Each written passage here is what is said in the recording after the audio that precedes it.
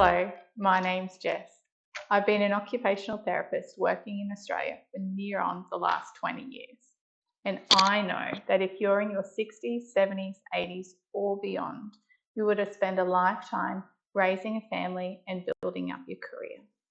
However, now things aren't working as they once used to. Maybe that old shoulder injury from being in the workplace is playing havoc on you, and you're struggling to hang out the washing or even put a shirt on in the morning. Maybe that arthritis diagnosis that you got in your hips and your knees is actually having an effect. And if you're honest, you're struggling to get on and off your lounge suite, maybe even your toilet. I know more than a few of you would have people around you who have noticed a decline in what you're able to do. But you don't want to rely on them. You don't want to rely on friends and family to help you out. So the million-dollar question is, where do you go and what do you do to get support that you need at home? And just so you know, you're in good hands. Like I said, I've been an OT for the last 20 years. But along the way, I've also worked as an ACAT assessor, assessing hundreds of Australians to get the level of care that they need in the home. I've also completed my postgraduate diploma in public health, so I like to think that you're in good hands. My mum and dad have recently gone through the My Aged Care system, but I heard the frustration and the uncertainty in mum and dad's voice when they were trying to navigate the My Aged Care system. So today, I hope to help alleviate some of that anxiety and provide you with some tips and tricks, and also help you to better understand the My Aged Care system so that you don't feel that anxiety and frustration as well. Part 2. What is My Aged Care? My Aged Care is the Australian government's pathway to getting help at home for older Aussies.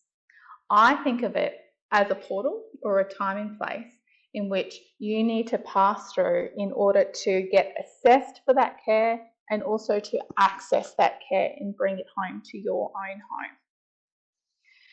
To be eligible to pass through the portal, there are a few criteria. The first one is age. So if you are 65 years and older or 50 years and older and from an Aboriginal and Torres Strait Islander background, you may be eligible. The other criteria is around function. Function, in this context, relates to a person's ability to manage daily activities. Some examples of those activities include getting out of bed, dressing, showering, toileting, and walking. Function can also include more complex tasks, such as cooking, making, and keeping appointments. As we get older, this can lead to a functional change, and this results in a reduced ability to perform tasks.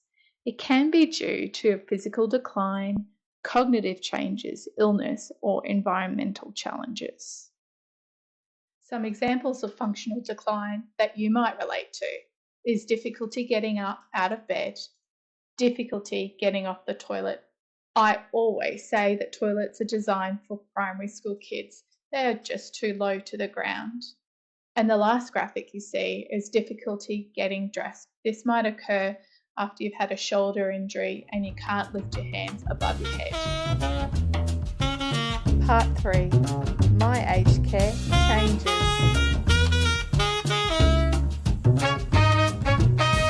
Now, I think it's important to talk to you about the big transition that is going to happen, or maybe has happened, in the aged care system in Australia. At the time of filming this video, I was still working under a home care package program.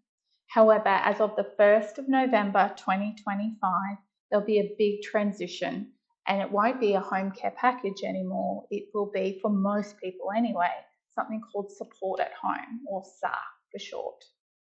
So what that means is that there will be two groups of people. So people who were assessed prior to the 1st of November 2025, they will remain eligible of one of the 4 levels of care at home.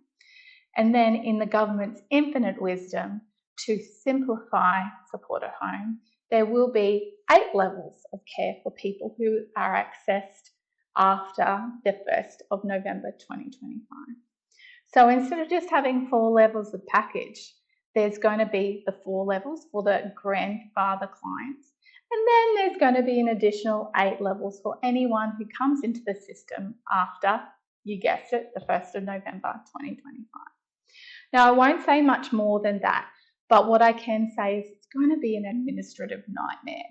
So bear with us as we transition through this period, but that's why there's going to be 2 different things, where the home care package and then the support at home package. The other thing that I wanted to say is that the My Aged Care process, or that portal, will remain consistent throughout this transition process.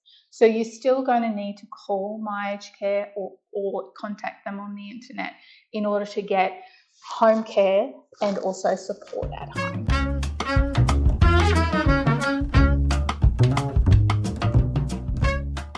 Some good news. You can make the referral yourself. You don't need to go to the GP. You can contact My Aged Care to make the referral in 2 ways. The first way is a phone call. So the phone number is 1800 200 422. Alternatively, for you tech-savvy baby boomers, you can contact them online at www.myagedcare.gov.au. I'll just show you that website now so you know exactly what links to press when you look at My Aged Care on the internet. Okay, team, to apply for My Aged Care online, you need to type it into your browser.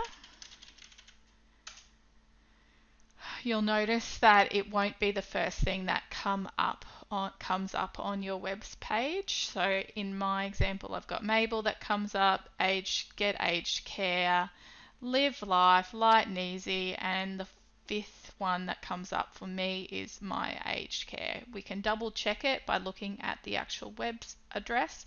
So it's all the w's.myagedcare.gov.au. We'll click on the link. Okay, this page will come up. That's the home page. So what you're looking for is the Australian government logo and then the My Aged Care logo with the words in purple. Okay, you've got a few options scrolling down the page that we can start looking into My Aged Care and support at home. We're going to go into that first option now. So what we're looking for is help at home. Sorry guys. And we'll go next. And we want to know what the process is, but have a look at the other options here. How help at home works, what's available, what care and services am I eligible for, how to find a service provider, and what aged care will cost me. Always recommend you look at this section as it will there will be financial agreements that will need to be set moving forward. But today we're looking at what the process is. Okay, so there's a video here to watch using the My Aged Care. It's a cartoon. In the guide that they'll create, you'll get a dashboard, a checklist, and your situation. You can read the rest. So let's get started. This is what your dashboard will look like. You'll get a unique link here, which I recommend you email to yourself. You'll need this link when you log in the future. It will take you straight to what questionnaires you are working on. Okay, up the top as well, you've got these few drop down things. So getting started, getting assessed, setting up your services, and managing your care. Today we're going to look at getting assessed. The first section is how to get assessed and what happens after an assessment.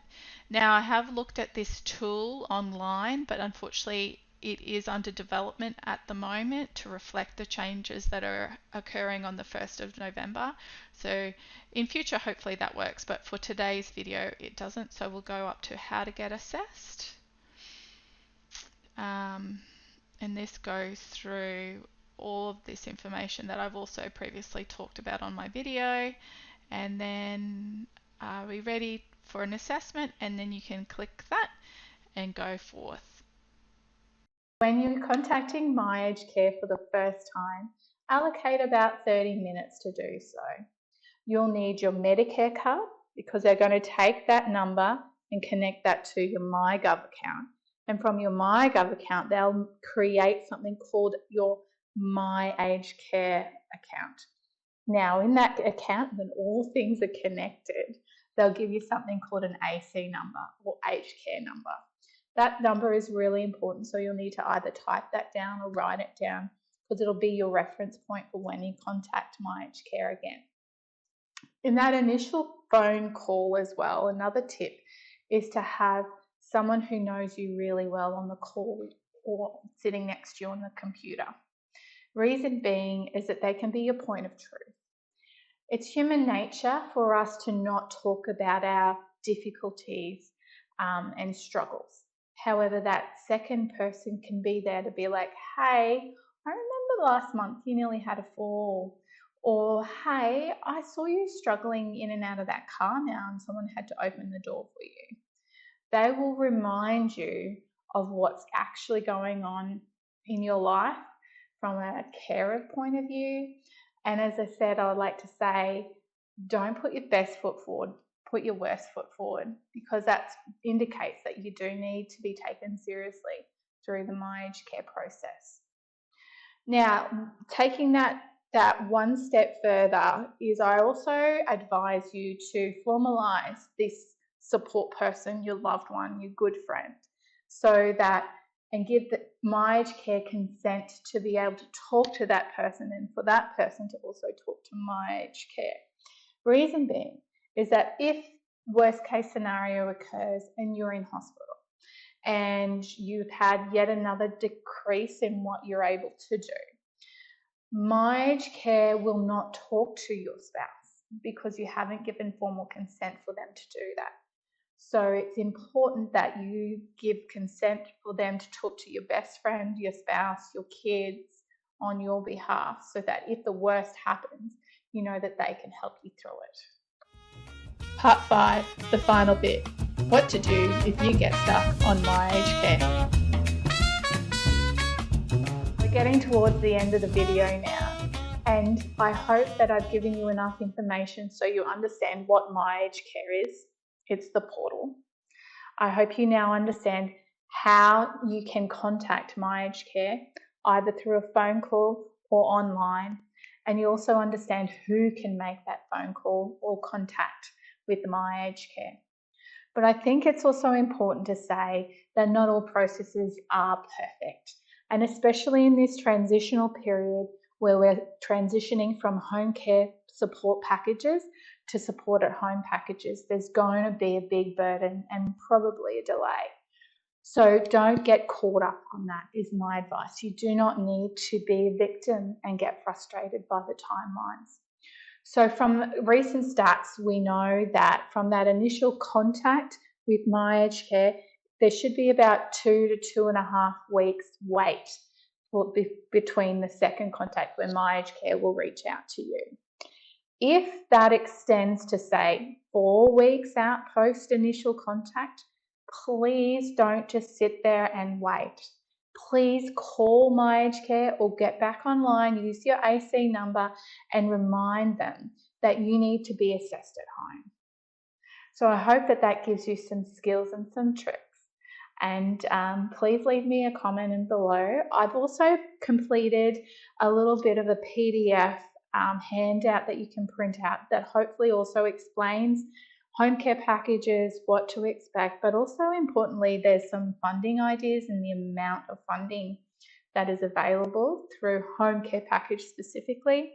I haven't talked about the support at home in my handout because we actually don't know yet what is being allocated.